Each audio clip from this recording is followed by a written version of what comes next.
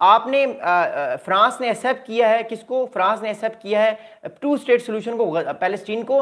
तो ये कोई तरीका नहीं है एक्सेप्ट करना पैलेस्टीन को। 7 अक्टूबर का जो हमला हुआ है उसकी वजह से हम कभी भी इस चीज को नहीं कह सकते, आप कभी भी इस चीज को एक्सेप्ट नहीं कर सकते। उनके मुंह पे ये बात की ट्रम्प साहब ने, कोई लगी लिपटी बात नहीं कि उनके मुंह पे बात की।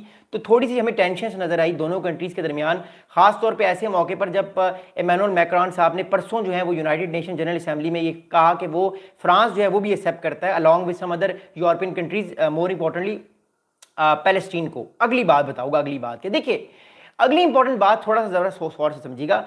कतर के जो अमीर हैं थानी साहब, कतर के अमीर अल थानी साहब जो हैं, उन्होंने क्या बात की वो मैं आपको बताता हूं। उन साहब ने ये बात की कि the world was counting on the US president to end this war and to help the people of गजा।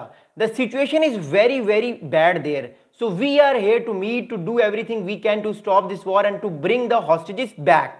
अब हमारे पास दो तरह की न्यूज़ आ रही है। पहली न्यूज़ हमारे पास ये आ रही है कि कतर के जो अमीर हैं उन्होंने कहा कि गजा के अंदर सिचुएशन वर्स से वर्स हो रही है, और वी ऑल नो दैट। मैंने आपको मैप दिखाया है, आप समझ गए होंगे कि गजा में सिचुएशन वर्स क्यों है। मैं दोबारा मैप दिखाऊंगा, लेकिन मैं आपको बता रहा हूँ।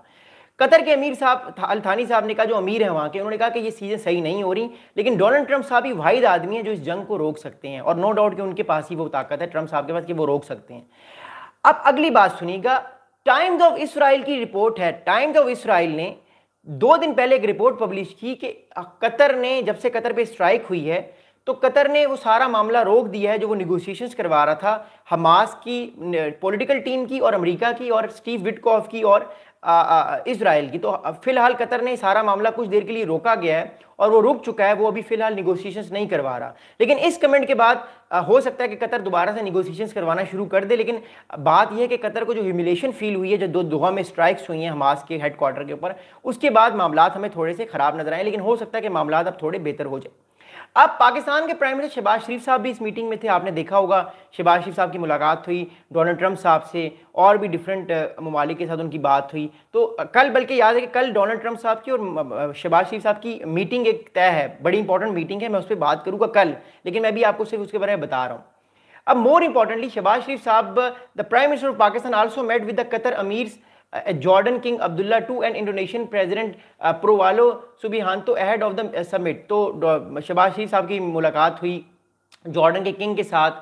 इसके अलावा शहबाज शरीफ साहब की मुलाकात हुई, हमने विजुअल्स भी देखे कि उनकी अरब कंट्रीज़ के बहुत सारे लोगों के साथ मुलाकात हुई, और उन्होंने बताया कि इस टाइम पाकिस्तान का क्या स्टांस है, पाकिस्तान चीज़ों को कैसे देखना चाह रहा है। मैं आपको एक विजुअल दिखाना चाहता हूँ, मोर इंपॉर्टेंटली मैं आपको एक विजुअल दिखाना चाहता हूँ, एक सेकंड देखिएगा।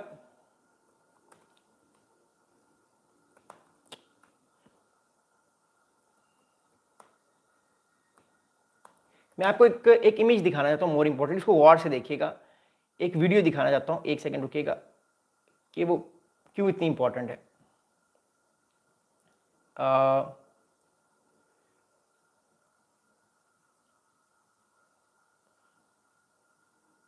एक सेकेंड, मैं लेटेस्ट पे जाता हूँ, आपको मैं एक विजुअल दिखाना चाह रहा हूँ। Thank you so much Jawad भी, बहुत शुक्रिया आपके मैसेज का। पाकिस्तान के प्राइम मिनिस्टर शहबाज शरीफ साहब की जो मुलाकात हुई है, उस मुलाकात में मैं आपको एक चीज़ दिखाना चाह रहा हूँ कि कल कुछ इंपॉर्टेंट लीडर से मुलाकात हुई है। अच्छा, ये वाला ये वो मूवमेंट है जब शहबाज शरीफ साहब की मुलाकात हुई ट्रंप साहब से, ये मैं आपको दिखाना चाह रहा हूँ। ये वो मूवमेंट है जब ट्रंप साहब से कल मुलाकात हुई थी शहबाज शरीफ साहब की। ये साथ में पाकिस्तान के डिप्टी फॉरेन मिनिस्टर भी हैं, ये आप देख रहे हैं।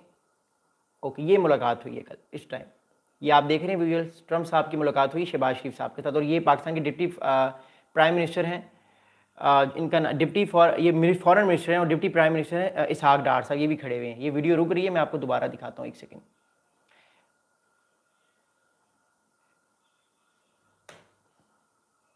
प्लीज़ डबल टैप भी कीजिएगा और बेल आइकन को दबाइएगा। जस्ट एक सेकंड वेट करिए, मैं आपको एक चीज़ दिखा रहा हूँ, कुछ विजुअल्स आपको दिखाना चाहता हूँ।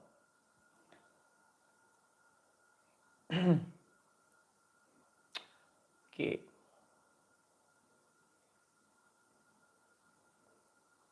आई थिंक मेरा ट्विटर थोड़ा स्लो हो गया। एनीवेज मैं आपको विजुअल दिखाऊंगा थोड़ी देर के बाद, लेकिन मैं फिलहाल बताना चाह रहा हूँ कि जो शहबाज शरीफ साहब के, एक सेकंड मैं आपको विजुअल दिखा देता हूँ, एक सेकंड,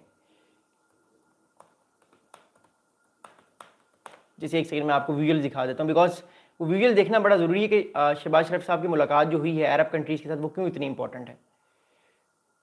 कि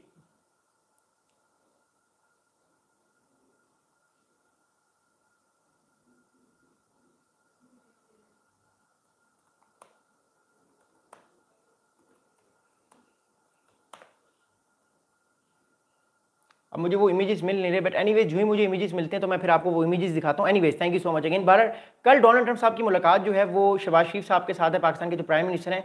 मुझे जो ही इमेजेस आते हैं मैं आपको बताता हूँ। एनीवेज आगे चलते हैं।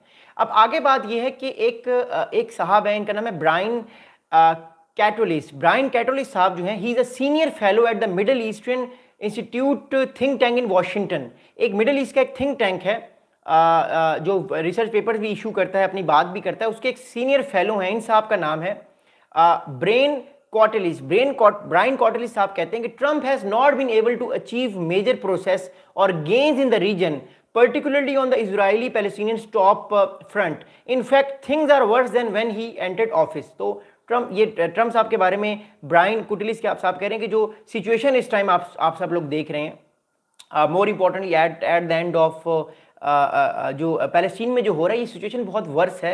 जो एंटिसिपेटेड की गई थी सिचुएशन उससे भी ज़्यादा वर्स है, क्योंकि लोगों को ये चीज़ फील हो रही थी कि मामलात आने वाले टाइम पे सही हो सकते हैं, अच्छे हो सकते हैं, लेकिन वो मामलात अच्छे नहीं हो रहे बल्कि और वर्स हो चुके हैं।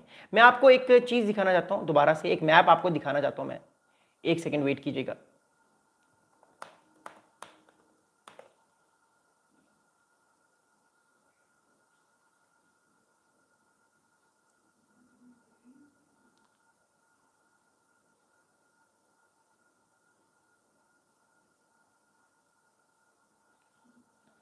Okay, here we go. मैं अब दोबारा आपको एक मैप दिखा रहा हूँ। Thank you. ओके, अब थोड़ा सा इस चीज़ को गौर से सुनिएगा जो मैं आपको अगली बात करने लगा हूँ। It is going to be very very heartful, but it is going to come. कुछ दिनों में ये चीज़ होने वाली है। देखिए, इसराइल करना क्या चाह रहा है, इसराइल करने क्या वाला है। इसराइल कुछ दिनों में इस इलाके के ऊपर भी अपनी, जो आप वाइट वाला इलाका देख रहे हैं, ये इलाका फिलहाल इसराइल की फ़ौज यहाँ पे दाखिल नहीं हुई। इसराइल की फ़ौज फिलहाल इन इलाकों में दाखिल नहीं हुई। जो वाइट वाला इलाका आप देख रहे हैं यहाँ पे दाखिल नहीं हुई। बाकी सारे इलाके में इसराइल की फ़ौज इस टाइम बैठी हुई है। और ये वाले इलाके आप देख रहे हैं, यहाँ पे इस टाइम इवैक्यूएशन हो रही है लोगों की। यहाँ पे लोग इस टाइम मजबूरन उनको धकेला जा रहा है कि आप इन इलाकों में जाएं, इन इलाकों में जाएं आप, और फिर वाइट वाले इलाकों में भी वो जा रहे हैं, अपने आप को बचा रहे हैं। अब मैं आपको थोड़ी सी चीज़ बताना चाहता हूँ मोर इम्पोर्टेंटली। अब इस टाइम इसराइल का प्लान ये है आने वाले कुछ हफ्तों में कि इसराइल ने अपनी फ़ौज को यहाँ से भी एंटर करना है, सी से भी एंटर करना है इन इलाकों में। पहली बात तो ये, इसराइल ने अपनी फ़ौज को नॉर्थ गज़ा से भी एंटर करना है, गज़ा सिटी से भी एंटर करना है। तीनों तरफ से इसराइल ने अपने आप को इस इलाके में एंटर करना है। ये वाला इलाका आप देख रहे हैं जो 5 किलोमीटर का ये छोटा सा इलाका है। फिर इसराइल का अगला फैसला ये कि इसराइल ने मेडिटेरियन सी से अपने आप को एंटर करना है इस जगह में। इसके अलावा यहाँ से अपनी फ़ौज को एंटर करना है, यहाँ से अपनी फ़ौज को एंटर करना है यहाँ से, और इस इलाके से अपनी पूरी फ़ौज को एंटर करके यहाँ पे अटैक्स करने हैं। और आखिर में इसराइल ये भी सोच रहा है कि वो अपनी फ़ौज को यहाँ से भी एंटर करके इस पूरे इलाके को पूरी तरह से जो है वो मिलिटराइज कर ले, और सारी की सारी फ़ौज इसराइल की इस पूरे इलाके में चली जाए। और जो इलाका इस टाइम बचा कुचा भी है, जो 2.1 मिलियन लोग हैं, उनको भी फिलहाल फारिग कर दिया जाए और उनको भी फिलहाल भेज दिया जाए। ये इसराइल की इस टाइम पोजीशन है। आने वाले दिनों में इसराइल इन इलाकों पर भी अटैक करके इन इलाकों पर को भी अपने कब्जे में लेने का प्लान कर चुका है। जो हमारे पास आर्टिकल्स आते हैं, जो हमारे पास थिंक टैंक से इंफॉर्मेशन आती है, उसके मुताबिक मैं आपको ये चीज़ बता रहा हूँ, which is condemnable but it is happening, ताकि हमास का पूरी की पूरे तौर पर सफाया हो जाए।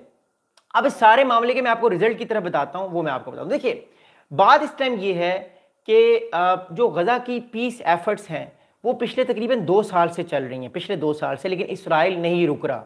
देखिए, मैं आपको रियलिस्टिकली एक बड़ी इंपॉर्टेंट बात बताना चाहता हूं, इसराइल नहीं रुकेगा। Israel is not gonna stop unless Trump साहब इसराइल को पुश करें, टाइट करें इसराइल को कि इसराइल रुक जाए। आपको याद होगा 24 जून 2025 को जब आखिरी बार इसराइल ने अटैक किया ईरान पे, तो डोनाल्ड ट्रंप साहब ने पब्लिकली एफ वर्ड यूज़ किया इसराइल के लिए और नेतन्याहू साहब के लिए, एफ वर्ड यूज़ किया। और उसके बाद इसराइलीज इतना घबरा गए थे, इसराइल की जो मिनिस्ट्री ऑफ डिफेंस है उसकी तरफ से एक स्टेटमेंट आया कि असल में ईरान ने एक मिसाइल फेंका था तो हमें भी फेंकना पड़ा, लेकिन अब हम अटैक नहीं करेंगे। तो कहने का मतलब ये कि डोनाल्ड ट्रंप साहब, अमेरिका की पावर आज भी इसराइल के ऊपर है, अमेरिका की लेवरेज आज भी है। अगर अमेरिका चाहे तो 1 सेकंड में इस मामले को, 1 मिनट में इस मामले को हल कर सकता है। अगर अमेरिकन डोनाल्ड ट्रंप साहब एक दफ़ा कह दें, एफ वर्ड एक दफ़ा फिर यूज़ कर दें, जो वो नहीं करेंगे, अगर वो कहें कि वो इस जंग को ख़त्म करना चाहते हैं तो वो 2 मिनट में इस जंग को ख़त्म कर देंगे। अमेरिका फिलहाल इस जंग को ख़त्म नहीं करना चाह रहा है, बिकॉज अमेरिका का इंटरेस्ट ही नहीं है ईरान वाले मामले पर।